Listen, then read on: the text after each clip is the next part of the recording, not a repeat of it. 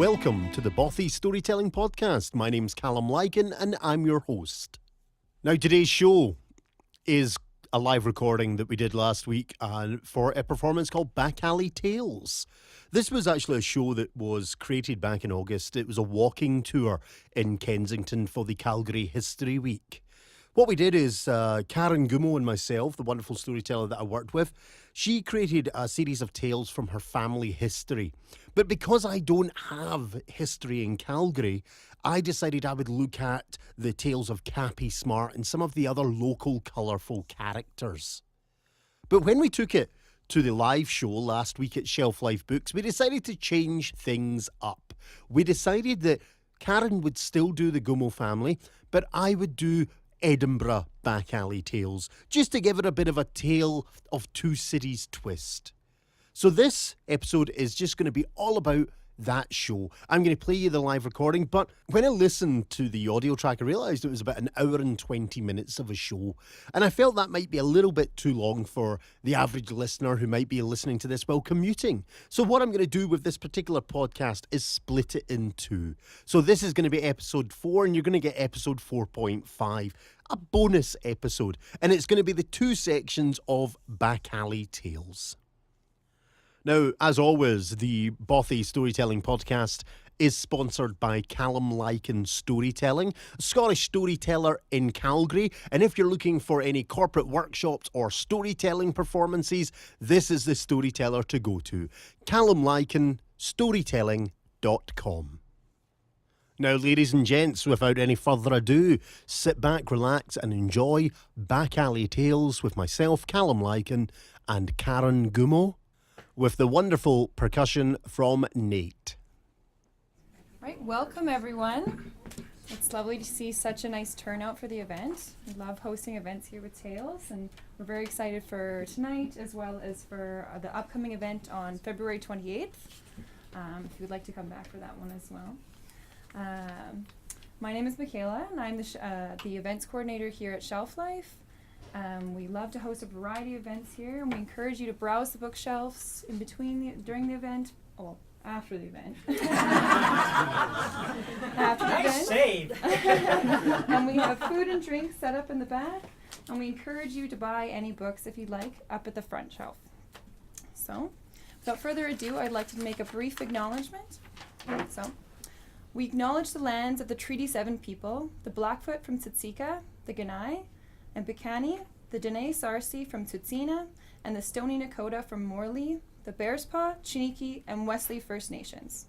We also walk in the footsteps of the Métis people from Region 3 Métis Nations of Alberta.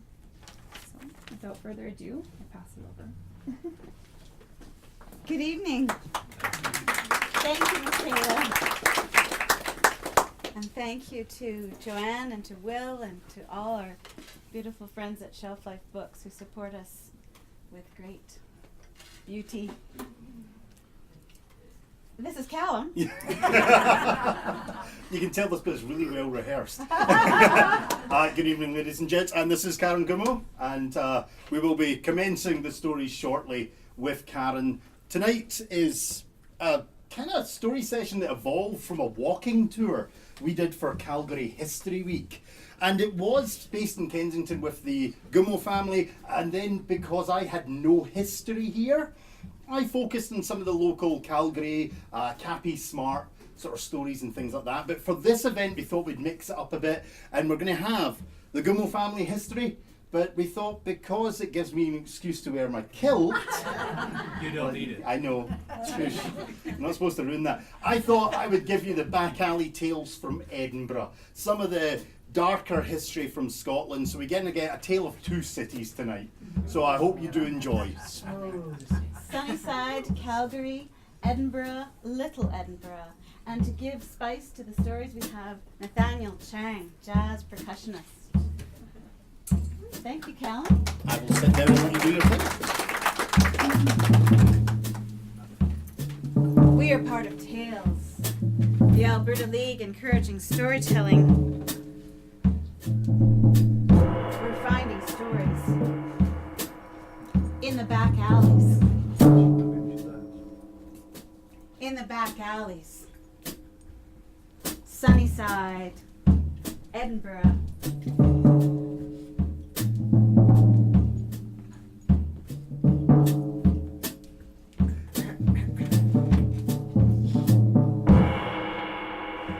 Traffic jam in the 10th Street alley. Sunnyside, Calgary, 1930s. Horse-drawn carriages, groaning, creaking. Dusty footsteps, crunching, sliding. Sharp calls of a driver. Out of my way! Milk delivery. Whoa! Who else was there?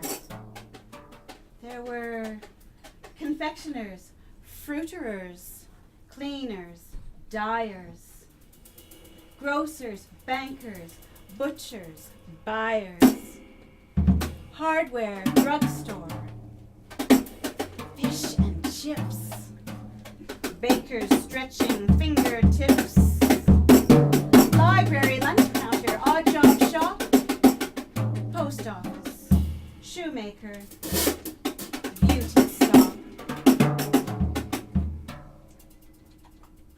horse-drawn wagons groaning, creaking. Show the driver, out of my way! Milk delivery, halt. Who else was there? Not far away in time and space. A heavy and ample figure lingered in a meager chair in the wartime house kitchen of Tommy and Norma Gummo.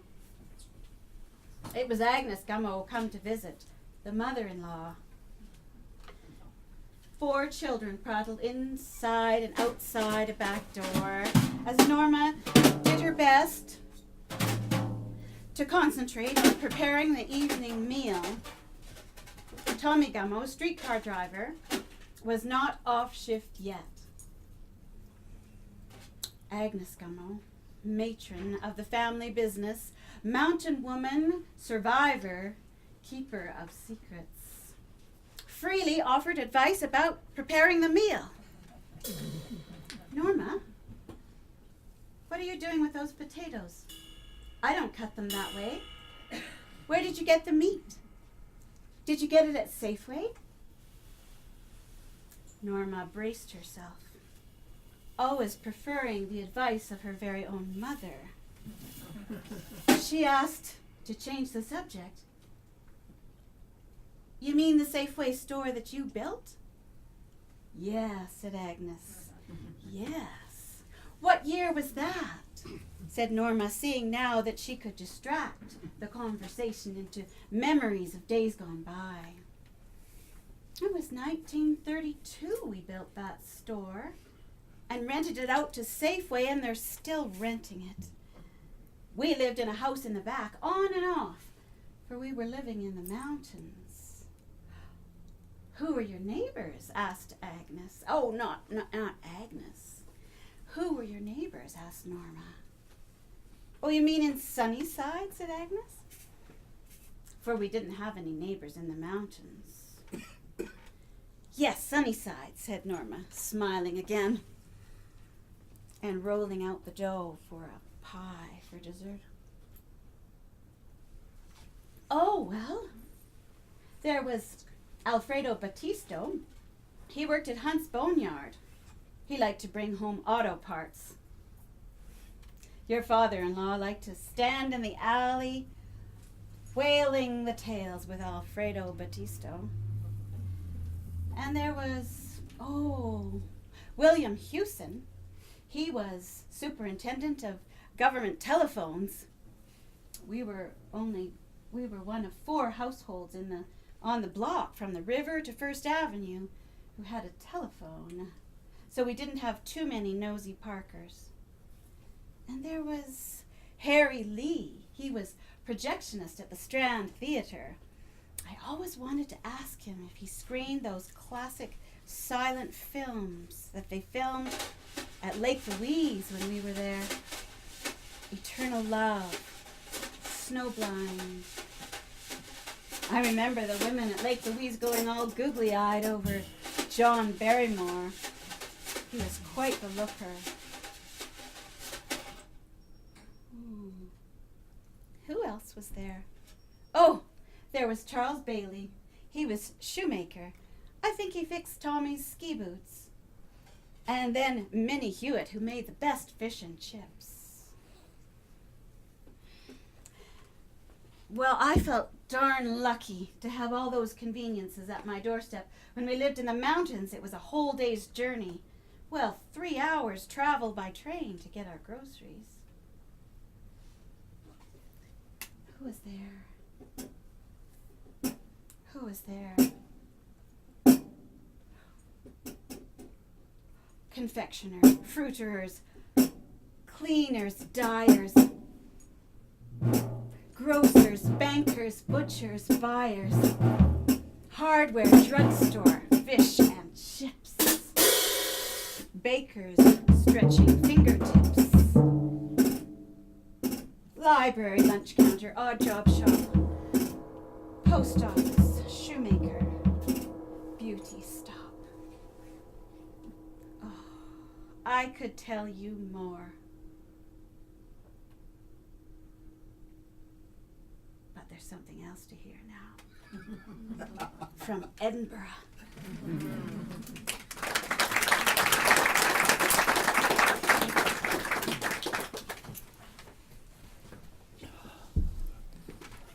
I'll put that next to the computer. So, good evening, ladies and gents. I've spoken to a few people in the audience. Some people have been to Edinburgh. Let's say we show of hands, just so I know. Oh, that makes my life so much easier. Excellent. Edinburgh, historically, was one of the vilest cities on this planet. It actually had a reputation for many years as the worst city in Europe. We were incredibly proud of that as well. It was a stinking cesspit.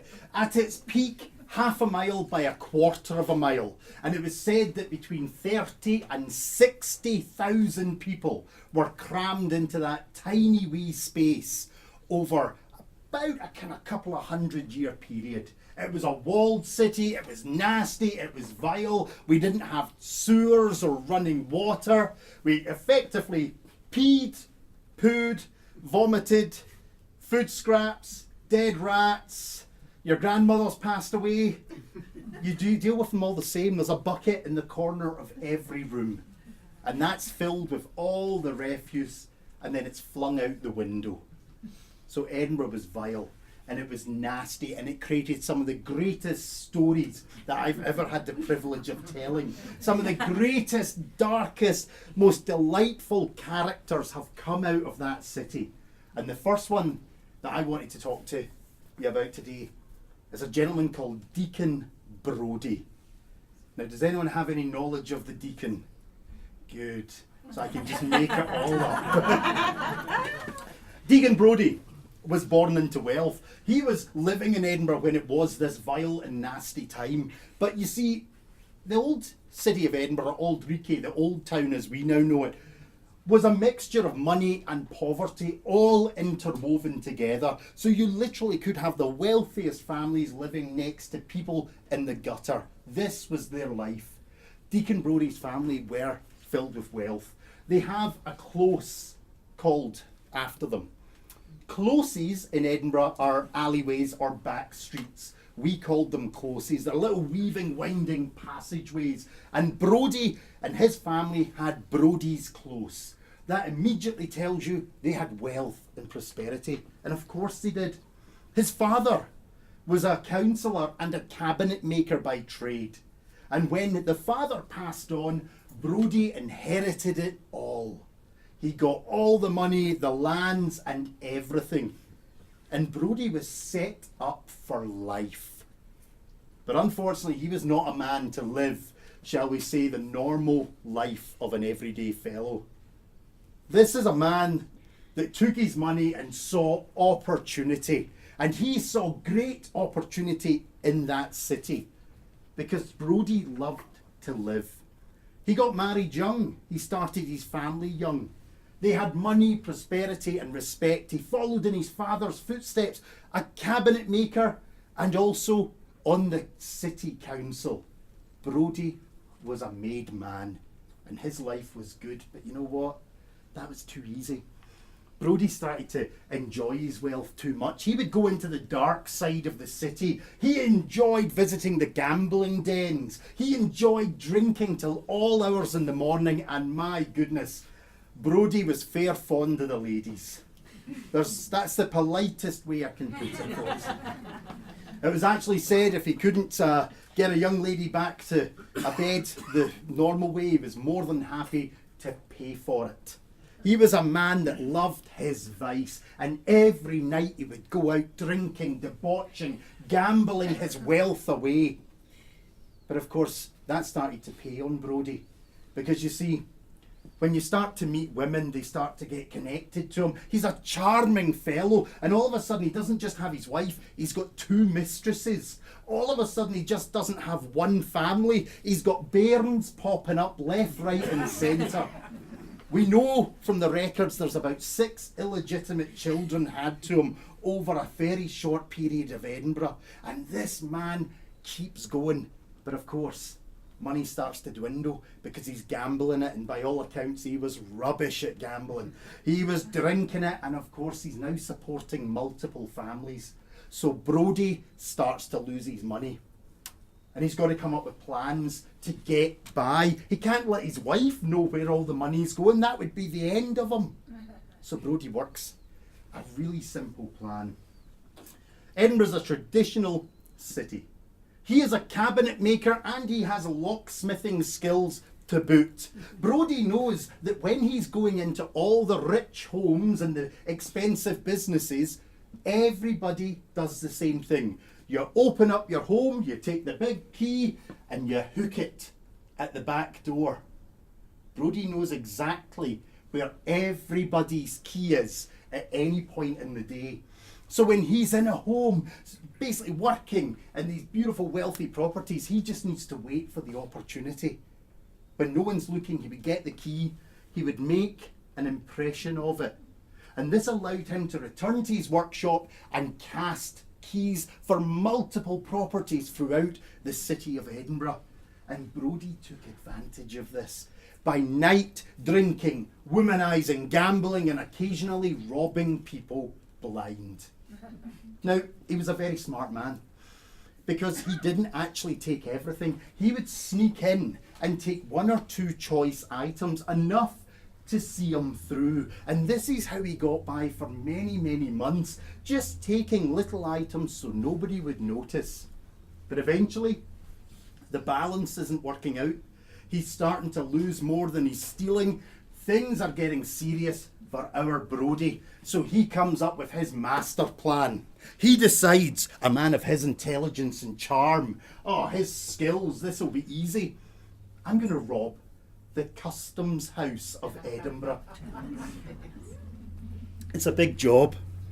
Brodie realises very quickly he needs more men. Now he gets a couple of close friends in, shall we say, his lesser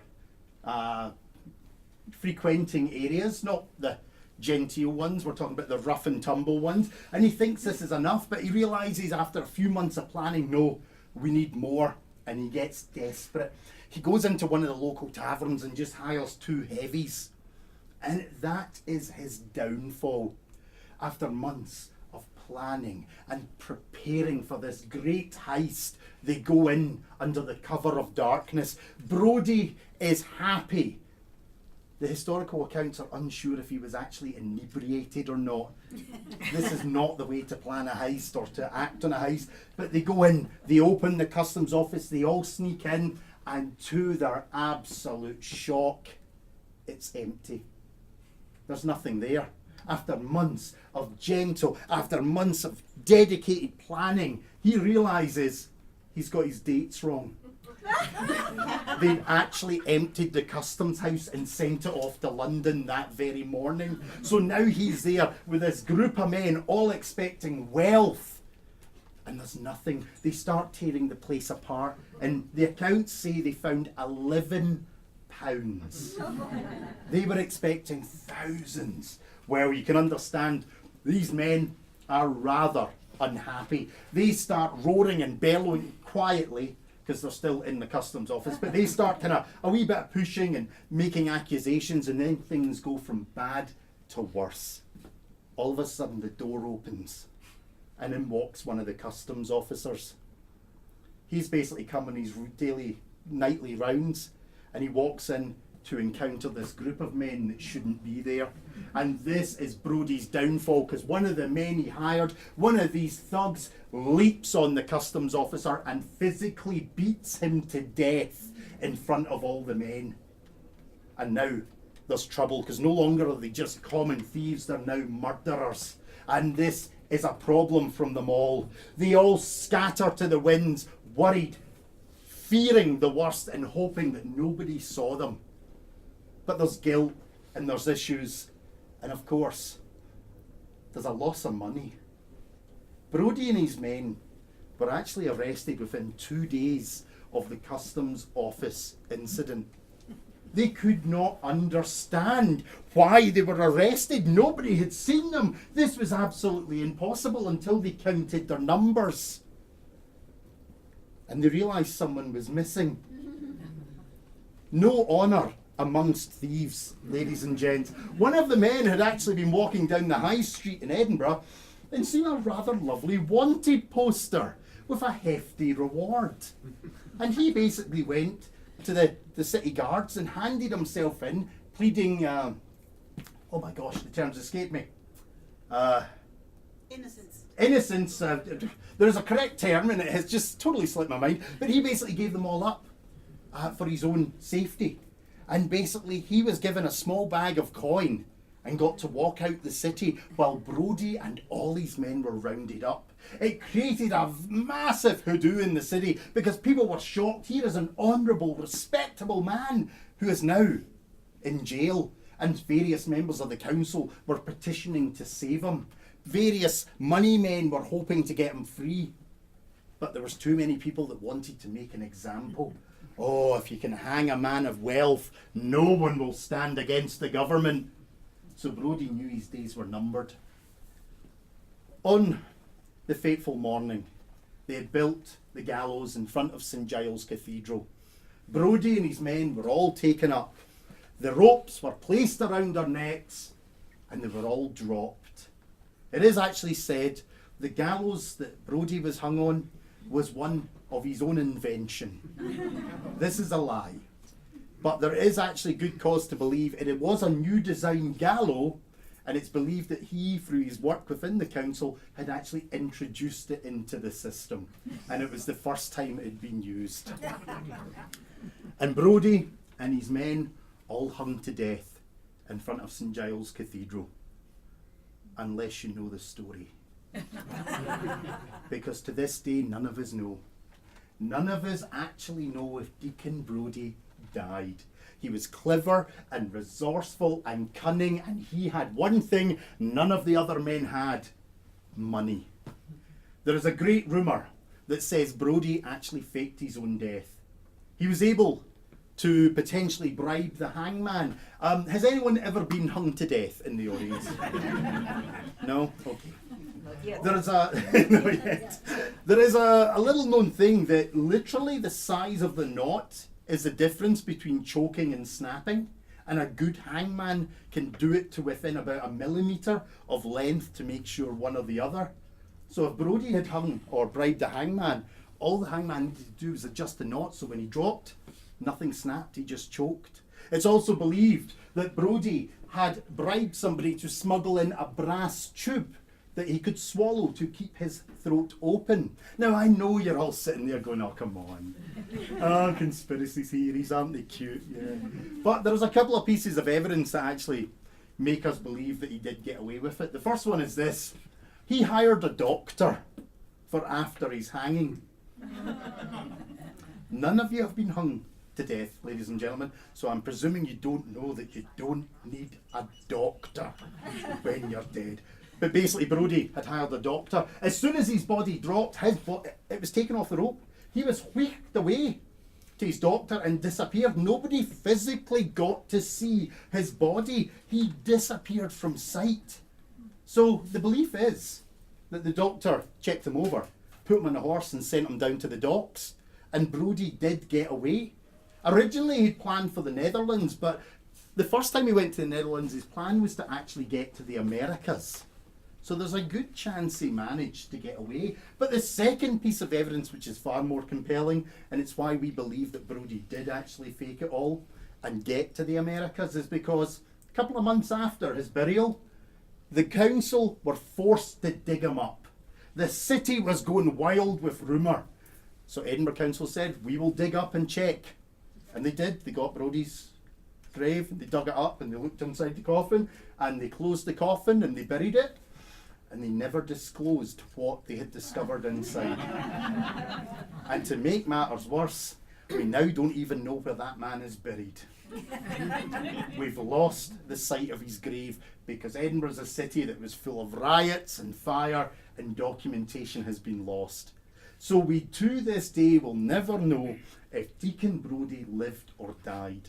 So when I look about this beautiful audience, I kind of remember the statues and the paintings of Deacon Brodie, and I just like to check bone structure and eye colour, just in case there's any similarities.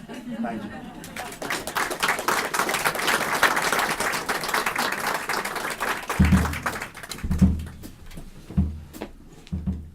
I think Agnes Gummo found him. Or one of his descendants. Back alleys, Edinburgh, Sunnyside. 1 I love, 2 I love, 3 I love, I say. 4 I love with all my heart, and 5 I cast away. 6 he loves, 7 she loves, 8 they want to wed, 9 they tarry, 10 they marry. That's what the daisy said. Perhaps it was an afternoon, perhaps it was a Sunday, and Agnes and Norma were lingering in the alley. There were church bells going at St. John's. Church bells clanging at Hillhurst Presbyterian. Church bells clanging at Hillhurst Baptist. St. Barnabas, and maybe the Cathedral of the Redeemer. Norma began to reminisce. Oh, I remember my wedding day to Tommy. What a glorious day it was. We didn't have much money to have a big celebration, but we had the most important people around us. You remember our wedding day, my wedding to your son, Tommy? I remember, said Agnes, always being the one who wanted to tell the story, not to listen to it. I do. What about your wedding? Norma said, hopefully. Tell me about your wedding to Mr. Gummo, to Grandpa Gummo. Well, said Agnes, I hate to tell you this. I don't want to tell you this. There was no wedding. No wedding, said Norma. No wedding. Not to Mr. Gummo. No? That put a whole new picture on things. Does Tommy know? I don't think so. Well, I could tell you more, said Agnes. I could tell you more. Well, not unless you want to, said Norma. I need to, said Agnes. I need to. I'll loose my lips today, but you must keep it quiet. I was a girl growing up in Ontario, in Scarborough. I was one of 9 girls and 2 boys. We lived on a farm. It was a happy life, except for a few sad moments. But I was ready. I was of marriageable age, and there was a young man in the district, William Maynard, who seemed to be the apple of my eye. He was handsome, with his shock of red hair. He was passionate, and he was part of a wealthy family. I was smitten. My parents had their reservations, but I headed right into marriage. But it happened, and I couldn't understand it. But he turned out to be more violent than I realized, and I became frightened. He had these outbursts, and I knew I had to go away. So I ran home to the safe haven of my family, and I waited, knowing that it could be true that William Maynard would come after me. And the day came, and my father was ready to bar the door, and William Maynard was ready for such an eventuality, and hauled out his revolver and shot my father. He did not kill him. He was wounded, but his days would be shortened by these injuries. William Maynard was tried and sentenced and sent to prison for too short a time. I don't know. Oh, I could tell you more. Not unless you want to.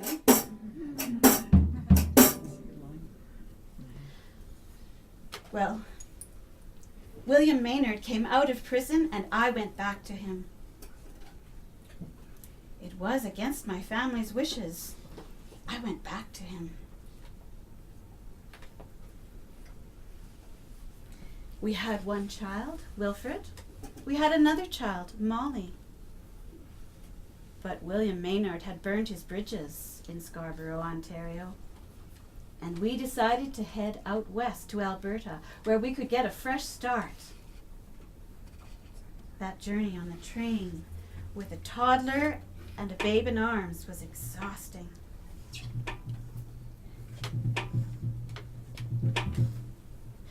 We journeyed all the way to Medicine Hat. It was the start of everything. Medicine Hat. Medicine Hat.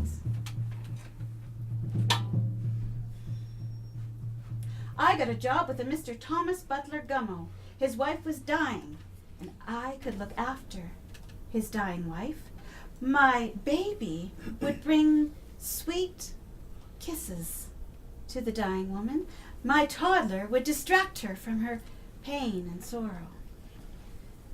William Maynard entangled himself somewhere else, and we came together and came apart, and came together and came apart.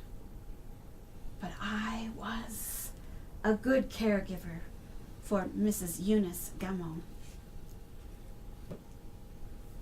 We were together in that place and apart, together and apart, and in November, when my Molly, my baby, was 10 months old, and Wilfred nearly 3, Eunice Gummo died. And Maynard, when he came to me, was rough with me again. Sweethearts lost in darkened starts. Love and romance rise and fall. Soft and brutal turns the lover. How to know that one at all? Bring back again that kind embrace, that smile, that joy, and that elation. It's gone, far gone, turned ugly now, a sad and sorry situation. My sister Olive was in Chicago. She and I were exchanging letters. She told me we had to come up with something, and it was a solution through the post. I would send a letter to Olive with another letter for Maynard concealed inside. She would post it back to him, telling him that I had gone east, far, far away. It was postmarked Chicago, with no particular return address. The children and I went into hiding.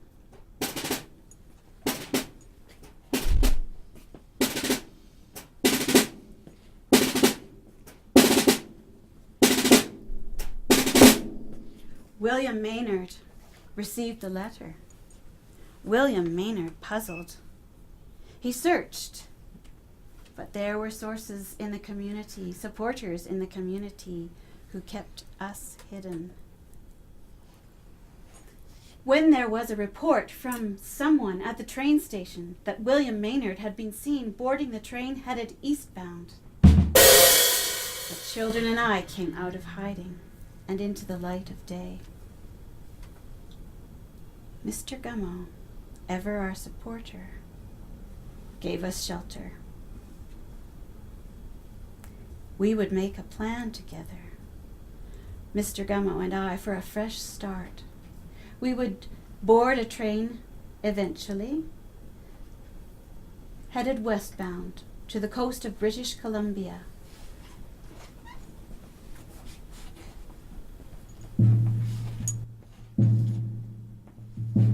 In British Columbia, there were all things new, but it was the start of the First Great War, and Mr. Gummo was obliged to take part in the Home Guard. He was charged with transporting prisoners of war. Little Molly, Wilfred, and I, we made our way. That's where he found out. The destination for many of these prisoners of war, who were no more than Austro-Hungarian men, wondering at this place they had come to, was the Rocky Mountains, the corridor between Field and Castle Mountain.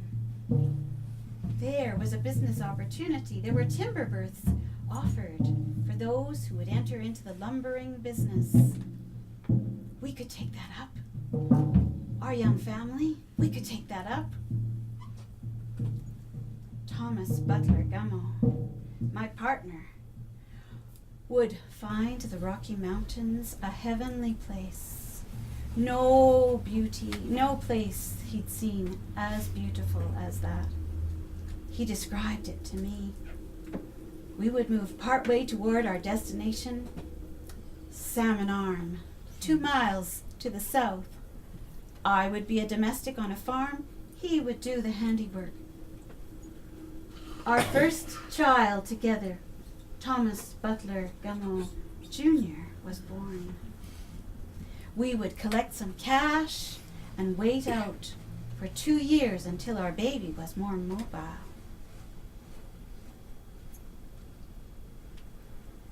I looked forward to the days that would come to me in the mountains. Water, gurgling, dripping, splashing. Sweet wind wafting tree to tree. Jagged peaks tower ever skyward.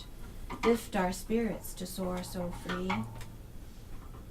Mount Hector, Mount Wapta, the great Castle Mountain, Odere, Quadra, the Weewaxie Peaks, Mount Victoria, Mount Temple, and all the rest. Stand tall, stand guard, forever. From the alleyways of Calgary to the alleyways of Vancouver to the footpaths of the wilderness and back to Edinburgh.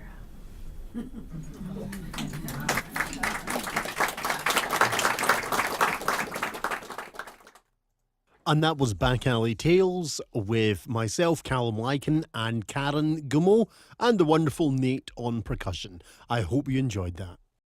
Because this has been Back Alley Tales, I thought that Calum's book recommendation should play along with that. And the book that I highly recommend is one that I picked up in Scotland, and it's called Edinburgh Old Town.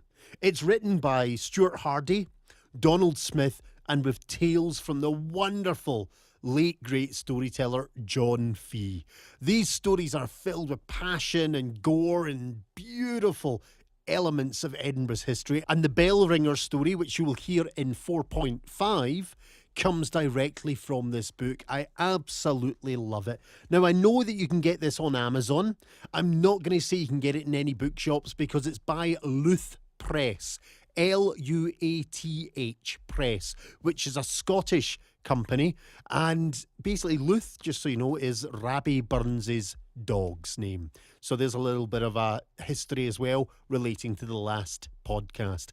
But if you're looking for this, go on Amazon, type in Edinburgh Old Town, type in John Fee, which is John and F-E-E, and it should come up for you, and you can order a copy of this. And it's a great book filled with wonderful stories from Edinburgh's Old Town. So there is my book recommendation for this podcast.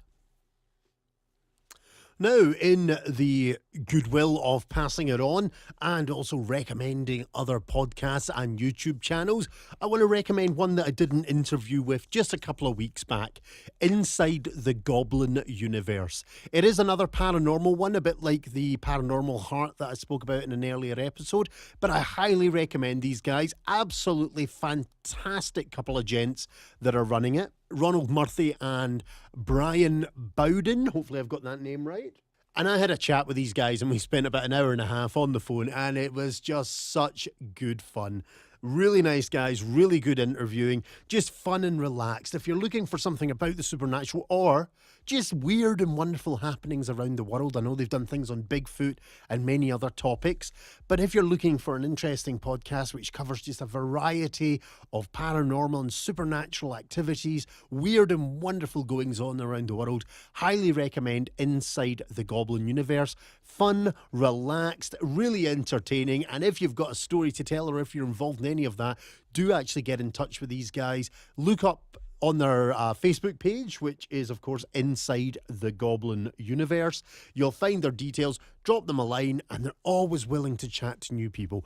But I had such good fun, and I'm hoping to be back on that show again, because even our chat, it kind of covered so many different topics, not necessarily fully paranormal, and it just was so much fun, so amusing to do, and we had just such a laugh. So, Inside the Goblin Universe, highly recommend that as a podcast to listen to if, of course, you're not listening to the Bothy Storytelling Podcast. And as we are talking about other podcasts and mentioning the Bothy Storytelling Podcast, remember, it does have a Patreon page at the Bothy Storytelling Podcast on Patreon. If you're enjoying these podcasts and you want to become a patron to help me get them to grow, to help me find new interview subjects, to help me develop this podcast into what it could potentially be, go on to my Patreon page, which is The Bothy, and The Bothy is spelt B-O-T-H-Y, the Bothy Storytelling Podcast on Patreon. Find me, have a look at the rewards, because there are things you can get. You can just become a patron for $2, and that is my eternal gratitude. $5 gets you a little bit more access. There's a tier at $15. We've got a couple of members already at that, and that gets you early access to the podcast every month. So when it comes out every second week, you should be getting it on the first week. You also get a monthly story from myself published to the page. You also get a postcard handwritten with a lovely storytelling quote of my choice. So have a look at the Patreon page, Bothy Storytelling Podcast, and basically become a patron of this podcast to allow me to develop it and progress it. We also have our Facebook page out there as well, so do look for that and join and like the Facebook page for any updates that may be coming. Yet sadly, ladies and gents, that brings us to the end of another episode of the Bothy Storytelling Podcast. The next one that I'll be publishing will actually be done within possibly a few hours of this one, and that will be episode 4.5, the second half. And in that, there's a wee bit more of me. The first half was predominantly a bit more Karen. The second half, there's 2 stories from me and 1 from Karen. And that'll wrap up that particular live show. After that, episode 5 officially will be... Well, I suppose Valentine's Day is coming up, isn't it? Very quickly. So why don't we have a belated Valentine's episode? Stories of love and romance. if I can find any. I am a Scotsman. We're not the most romantic race at times. So, ladies and gents, thank you for joining me on this week's episode of the Bothy Storytelling Podcast. I hope you have enjoyed Back Alley Tales. I thoroughly enjoyed doing the show. Have a great week.